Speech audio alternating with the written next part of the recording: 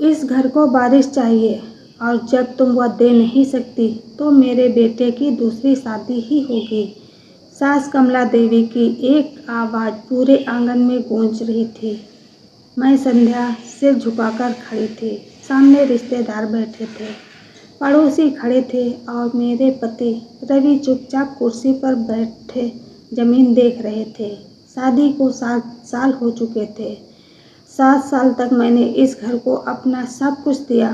सुबह 4 बजे उठकर खाना बनाना, सास ससुर की सेवा करना, रवि के छोटे भाई की पढ़ाई का खर्चा उठाना, घर की हर जिम्मेदारी निभाना, सब कुछ। लेकिन आज मेरी पहचान सिर्फ एक चीज़ से तय की जा रही थी कि मैं माँ नहीं बन पाई थी। कमला देवी को डॉक्टरों की रिपोर्ट से कोई मतलब नहीं था। डॉक्टरों की रिपोर्ट आने के बाद भी कमला देवी ने मुझे सच नहीं बताया। हर बार बस इतना कहती कि किस्मत से बच्चा नहीं है। उस दिन कमला देवी ने रिश्तेदारों के सामने ऐलान किया कि रवि की दूसरी शादी होगी। मैंने उम्मीद भरी नज़रों से रवि की तरफ देखा। मुझे लगा वह उठेगा, अपनी माँ को रोकेगा, कहेगा कि गलती संध्या की नहीं है, लेकिन उसने सिर तक नहीं उठाया। उसी पल मुझे समझ आ गया कि मैं इस घर में पत्नी नहीं, सिर्फ एक सुविधा थी। अगले ही दिन कमला देवी ने मुझे मायके भेजने की तैयारी शुरू कर दी। कुछ महीने अपने माँ बाप के घर रहो, उन्होंने कहा, जब तक रवि की दूसरी शादी नहीं हो जाती। मेरी आंखों से आंसू बह निकले। मेरे माता पिता अब इस दुनिया में नहीं थे। मेरा मायका सिर्फ एक पुराना पुश्तैनी मकान था जिसमें मेरे मामा रहते थे, लेकिन किसी को मेरी परवाह नहीं थी। जिस दिन मैं घर छोड़कर निकली, कमला देवी के चेहरे पर संतोष था। पड़ोसियों से कह रही थी, अब मेरे बेटे की ज़िंदगी फिर से बच जाएगी। रवि दरवाजे तक छोड़ने आया, लेकिन उसकी आंखों में अपराध बोध से ज़्यादा डर था। मैंने आखिरी बार उससे पूछा, सिर्फ एक बात बताओ, क्या तुम भी यही चाहते हो? वह कुछ सेकंड चुप रहा और फिर बोला, माँ जो कर रही है शायद सही कर रही है। मेरी दुनिया उसी पल टूट गई। मैंने बिना कुछ कहे चली गई। अगले कुछ हफ्तों में मेरी ज़िंदगी पूरी तरह बदल गई। मामा के घर एक छोटे से कमरे में रहकर मैंने फिर से नौकरी खोजनी शुरू कर दी। शादी से पहले मैं एक स्कूल में अकाउंट संभालती थी। धीरे धीरे मुझे एक निजी संस्थान में काम मिल गया। ज़िंदगी कठिन थी, लेकिन कम से कम हर दिन अपमान नहीं सहना पड़ता था। उधर खबरें मिलती रहेंगी। कमला देवी ने रवि के लिए लड़की देखनी शुरू कर दी। रिश्तेदारों में मिठाई बांटी गई, नई बहू के सपने सजाए जा रहे हैं। मुझे यह सब सुनकर दुख तो होता था, लेकिन अब आंसू नहीं आते थे। शायद मैं अंदर से पत्थर हो चुकी थी। 6 महीने बीत गए। एक दिन अचानक मेरी पुरानी पड़ोसन का फ़ोन आया। उसने घबराई आवाज़ में कहा, संध्या तुम्हें पता है तुम्हारे जाने के बाद क्या हुआ? मैंने कहा, क्या? उसने बताया कि रवि की दूसरी शादी की तैयारियां जोरों पर थी। लड़की तय हो चुकी थी, कार्ड छपवाने थे, लेकिन तभी कुछ ऐसा हुआ कि परिवार परेशान हो गया। मैंने ज़्यादा पूछना नहीं चाहा। मैंने फ़ोन रख दिया। अब वह घर मेरा नहीं था, लेकिन किस्मत अभी कहानी ख़त्म नहीं करना चाहती थी। अगले सप्ताह मुझे एक बड़ी कंपनी में इंटरव्यू कॉल आया। यह वही कंपनी थी जहां कभी मेरे माता पिता काम करते थे। इंटरव्यू शानदार गया और मुझे नौकरी मिल गई। मेरी सैलरी पहले से 3 गुना ज़्यादा थी। धीरे धीरे मैंने अपने लिए नई ज़िंदगी बनानी शुरू कर दी। 6 महीने पहले जो महिला घर में रोते हुए निकलती थी, अब वह आत्मनिर्भर और मजबूत बन चुकी थी। लेकिन उसी दौरान एक शाम मेरे दरवाजे की घंटी बजी। मैंने दरवाज़ा खोला तो सामने एक ऐसा चेहरा था जिसे देखकर मेरे पैरों तले ज़मीन खिसक गई। सामने रवि खड़ा था। उसकी हालत पहले जैसी नहीं थी। चेहरा उतरा हुआ था, दाढ़ी पड़ी हुई थी और आंखों में अजीब सी बेचैनी थी। कुछ पल तक हम दोनों एक दूसरे को देखते रहे। फिर उसने धीमी आवाज़ में कहा, संध्या मुझे तुमसे बात करनी है।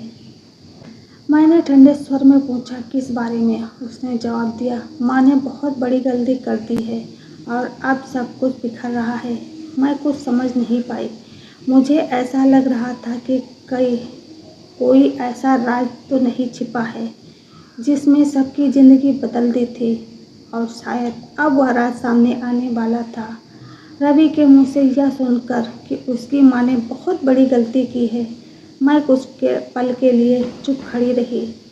6 महीने पहले जिस आदमी ने अपनी माँ के सामने एक शब्द तक नहीं बोला था, आज उसकी आवाज़ में डर और पछतावा दोनों थे।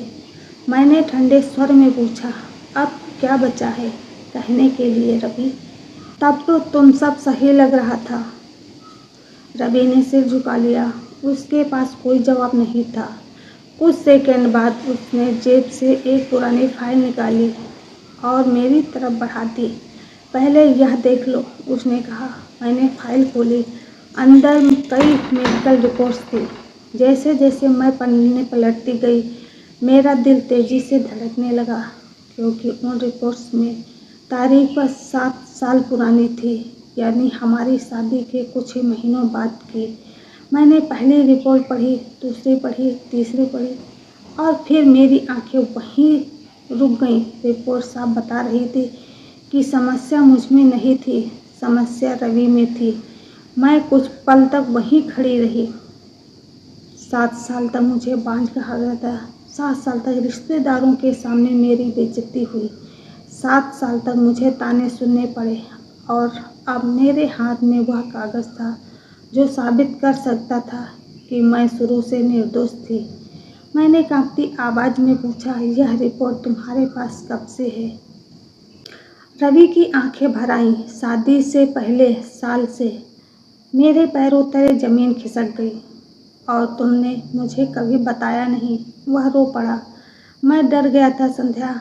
माँ ने कहा था कि अगर यह बात बाहर गई तो समाज में मेरी बदनामी होगी। उन्होंने कहा कि लोग मुझे अधूरा आदमी समझेंगे। उन्होंने इसलिए सारी रिपोर्ट छुपा दी थी। मेरा गुस्सा अब दर्द में बदल चुका था।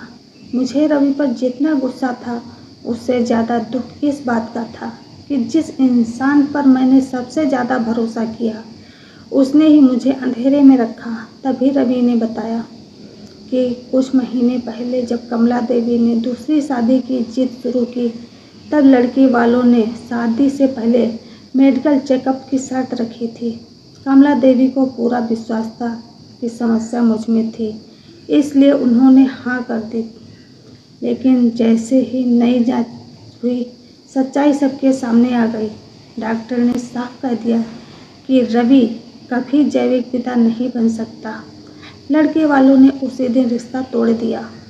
बात रिश्तेदारों तक पहुंची। फिर धीरे धीरे पूरे परिवार को पता चल गया कि 7 साल तक एक निर्दोष लड़की को झूठा दोष दिया गया था। मैं सब सुन रही थी, लेकिन मेरे भीतर जैसे सब कुछ शांत हो चुका था। 6 महीने पहले की संध्या होती तो शायद फूट फूट कर रो पड़ती, लेकिन आज मैं पहले जैसी नहीं थी।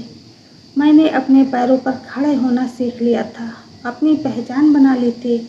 मैंने फाइल बंद की और कहा, तो अब तुम यहाँ क्यों आई हो? रवि ने जवाब दिया, क्योंकि माँ टूट चुकी है। उन्हें अपनी गलती का एहसास हो गया है, और मुझे भी। मैंने कहा, गलती का एहसास तब होना चाहिए जब मुझे हर दिन अपमानित किया जा रहा था। रवि के पास इसका कोई जवाब नहीं था। अगले दिन वह फिर आया। इस बार अकेला नहीं था, उसके साथ कमला देवी भी थी। मैंने दरवाज़ा खोला तो पहली बार उन्हें इतना कमज़ोर देखा। जो महिला हमेशा ऊंची आवाज़ में बोलती थी, आज उनकी नज़रें ज़मीन पर थी। उन्होंने अंदर आते ही मेरे सामने हाथ जोड़ दिए। मैं हैरान रह गई। कमला देवी ने रोते हुए कहा, मुझे माफ़ कर दे। मैंने अपने बेटे को बचाने के लिए तेरी ज़िंदगी बर्बाद कर दी। मेरी आंखों में आंसू आ गए, लेकिन मैं खुद को संभाल लिया। उन्होंने आगे कहा, जब डॉक्टर ने पहली बार रिपोर्ट दी थी तो मैं डर गई थी। मुझे लगा था लोग मेरे बेटे का मजाक उड़ाएंगे, इसलिए मैंने सच छिपा दिया। फिर एक झूठ छिपाने के लिए 100 झूठ बोलती चली गई, और उसी झूठ से हमारा घर बर्बाद कर दिया। कमरे में सन्नाटा छा गया। पहली बार कमला देवी ने अपनी गलती स्वीकार की थी, लेकिन 7 साल का दर्द सिर्फ 2 शब्दों में खत्म नहीं हो सकता। मैंने शांत स्वर में कहा, मम्मी जी, आपने सिर्फ मेरे साथ अन्याय नहीं किया, आपने अपने बेटे के साथ भी किया। अगर सच पहले दिन स्वीकार कर लिया होता तो शायद आज यह दिन नहीं देखना पड़ता। कमला देवी फूट फूट कर रोने लगी। अगले कुछ हफ्तों में पूरे परिवार में वही चर्चा थी। रिश्तेदार जो कभी मुझे दोषी ठहराते थे, अब कमला देवी को समझा रहे थे। पड़ोसी जो मेरी बुराई सुनते थे, अब मेरे साहस की तारीफ कर रहे थे। लेकिन मैंने अपनी ज़िंदगी आगे बढ़ाने का फैसला कर लिया था। मेरी नई नौकरी शानदार चल रही थी। मैं अपने काम से खुश थी। पहली बार मुझे महसूस हो रहा था कि मेरी पहचान सिर्फ किसी बहू या पत्नी होने तक सीमित नहीं है। इसी बीच एक दिन मुझे कंपनी की तरफ से सम्मानित किया गया। पूरे शहर के कई बड़े लोग वहाँ मौजूद थे। कार्यक्रम खत्म होने के बाद मैं मंच से सीधे उतर रही थी कि मेरी नज़र सामने बैठी कमला देवी और रवि पर पड़ी। वे चुपचाप मुझे देख रहे थे। कार्यक्रम के बाद कमला देवी मेरे पास आई और बोली, आज समझ आया कि हमने किस हीरे की कदर नहीं की। उनकी आंखों में गर्व और पछतावा दोनों थे। समय धीरे धीरे आगे बढ़ता गया। एक दिन रवि ने मुझसे कहा, मैं जानता हूँ कि मैंने तुम्हारा भरोसा तोड़ा है। शायद मैं उस गलती की भरपाई नहीं कर सकता, लेकिन अगर ज़िंदगी ने मौका दिया तो फिर मैं तुम्हारा विश्वास जीतना चाहता हूँ। मैंने कोई वादा नहीं किया, क्योंकि भरोसा टूटने में एक पल लगता है और जुड़ने में सालों। लेकिन मैंने यह ज़रूर महसूस किया कि पहली बार रवि अपनी माँ की परछाई बनकर नहीं, अपनी सोच से बात कर रहा था। 6 महीने बाद कमला देवी गंभीर रूप से बीमार पड़ गईं। अस्पताल में भर्ती होना पड़ा। उनके पास कोई बैठने वाला नहीं था, क्योंकि रिश्तेदार धीरे धीरे दूर हो चुके थे। तब मैं ही रोज़ अस्पताल जाती रही। यह देखकर डॉक्टर भी हैरान थे। एक दिन कमला देवी ने मेरा हाथ पकड़कर कहा, मैंने तुझे बहू समझा, बेटी नहीं। यही मेरी सबसे बड़ी गलती थी। उनकी आंखों से आंसू बहे जा रहे थे। उस दिन पहली बार मेरे दिल का बोझ थोड़ा हल्का हुआ। कुछ समय बाद जब वह स्वस्थ होकर घर लौटी तो उन्होंने पूरे परिवार के सामने एक बात कही, आज के बाद इस घर में किसी औरत का सम्मान उसके बच्चे से नहीं, उसके व्यक्तिगत से होगा। यह सुनकर पूरे घर में सन्नाटा छा गया, क्योंकि जिसने सबसे ज़्यादा गलत किया था वही आज सबसे बड़ी सीख दे रही थी। और उस दिन मुझे एहसास हुआ कि मेरी जीत किसी को हराने से नहीं थी। मेरी जिद यह थी कि मैंने अपमान सहकर भी खुद को टूटने नहीं दिया।